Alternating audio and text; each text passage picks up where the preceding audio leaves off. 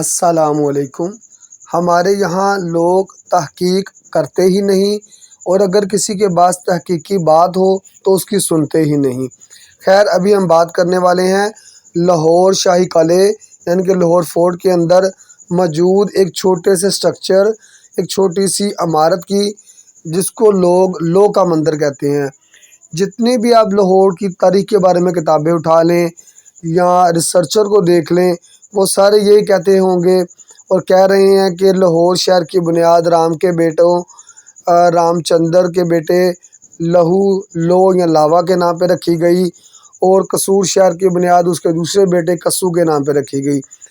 یہ ایک علمی دھوکہ ہے اور عوام کے ساتھ علمی بددیانتی ہے۔ میں کلیئر کر دوں کہ جو ماہرین آثار قدیمہ کی تحقیقات ہیں، ان کے مطابق لاہور شہر کی جو تاریخ ہے، جو اس کی آثار قدیمہ ہے، وہ 2000 سال پرانا ہے، اس سے زیادہ نہیں۔ ہاں، دوسری بات یہ ہے کہ یہ جو عمارتیں ہیں نا، ان کو لوگوں نے جا بجا مندر مشہور کیا ہوا ہے۔ جتنے بھی لوگ ماہرین فن تعمیر ہیں اور ہندو آرکیٹیکچر، ہندو فن تعمیر میں ماہر ہیں، وہ اچھی طرح جانتے ہیں کہ یہ عمارتیں مندر نہیں ہیں۔ مندروں کا فن تعمیر ایسا ہوتا ہی نہیں۔ یہ میرا چیلنج ہے، یہ میرا دعویٰ ہے۔ کوئی بھی بندہ ان کو فن تعمیر کی روح سے مندر ثابت کر دے تو ہم ذمہ دار ہیں۔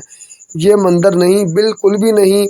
ان کا جو آرکیٹیکچر ہے، فن تعمیر کا انداز، طریقہ یا سٹائل ہے، وہ بالکل بھی مندروں والا نہیں ہے۔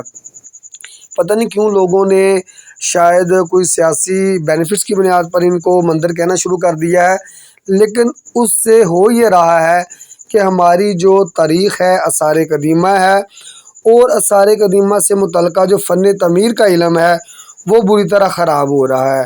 لہٰذا ہمیں تحقیقات کی صورت میں آگے آنا چاہیے، نئی سے نئی تحقیقات کو آگے لانا چاہیے، اور ہمیں پڑھنا چاہیے کہ مندر کیا چیز ہے، گردوارہ کیا چیز ہے، تاکہ فن تعمیر کے حساب سے مذہبی عمارتوں کا تشخص الگ الگ سے بحال رہے۔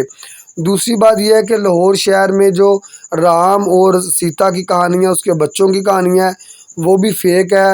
ہسٹورین نے مزے کے لیے، لوگوں کو انٹرسٹ دلانے کے لیے یہ کہانی بنائی ہے، ورنہ لاہور شہر کا لو کے ساتھ یا رام کے ساتھ کوئی تعلق نہیں۔